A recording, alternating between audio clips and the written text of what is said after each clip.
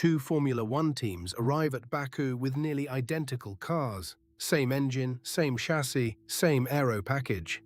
Yet within 3 laps, one is gliding through the bumps while the other is bottoming out, losing a second per corner. The difference? A handful of millimeters in suspension compliance. A choice so small you can't see it on camera, yet it rewrites the entire weekend. Today, we're uncovering why a setup that dances across Monza's smooth tarmac becomes a white-knuckle nightmare on Baku's cracked street circuit, and how teams navigate the cruelest trade-off in motorsport. This is where the real championship is won.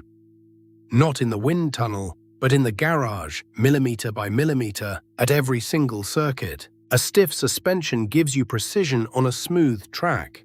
The car responds instantly to your inputs. The tires grip harder, you carry more speed through a turn. But feed that same car onto Baku's fractured street circuit, and it becomes a jackhammer.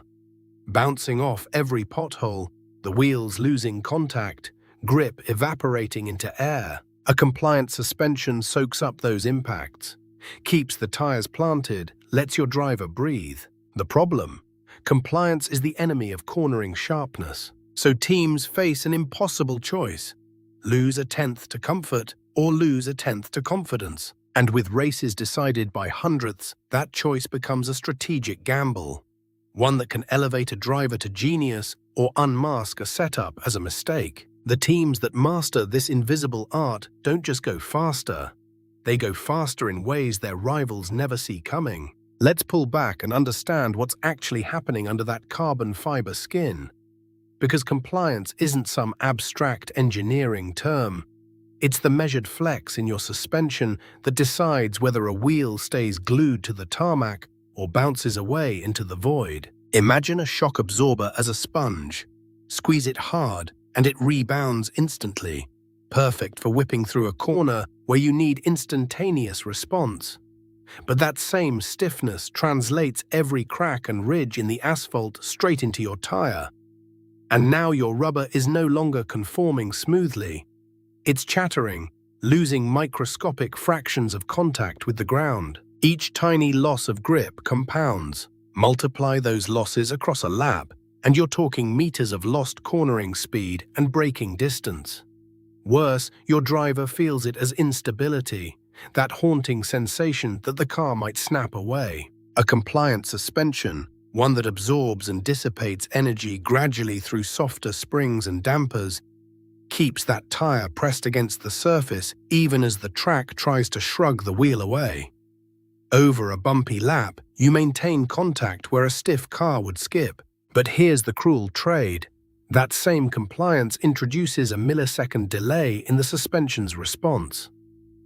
In a high-speed corner, the car rolls slightly more, takes its time settling, and suddenly your turn-in feel is blunted and your precision evaporates. Stiffness wins you the racecraft. The confidence to place the car on a knife's edge, predictable and responsive, corner after corner. Compliance wins you the physical grip when the pavement rebels against you. And so every setup sheet becomes a confession. What are we willing to sacrifice?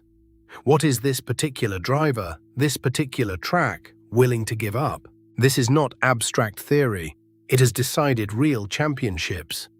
Take 2016, when Mercedes arrived at Baku with a suspension setup engineered for smooth European circuits, all compliance and flow. But Baku's street circuit is essentially scarred asphalt. It hasn't been resurfaced in years. Lewis Hamilton immediately reported that the car was bouncing, the rear end unstable, losing confidence lap after lap. Mercedes had to physically stiffen the suspension mid-weekend, sacrificing the compliant platform that had won them races at Monaco and Budapest, just to regain basic drivability. Conversely, look at 2003 at the Nürburgring, a circuit notorious for brutal bumps and camber changes.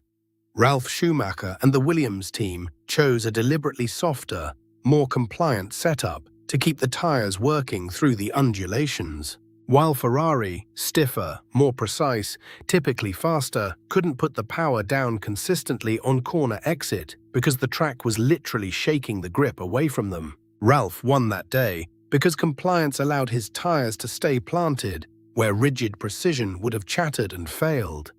Same cars, same drivers, different suspension philosophy, completely different result. That's the millimeter game.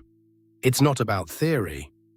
It's about reading a circuit's mood and choosing which type of perfection you can afford to lose. Now imagine the inverse.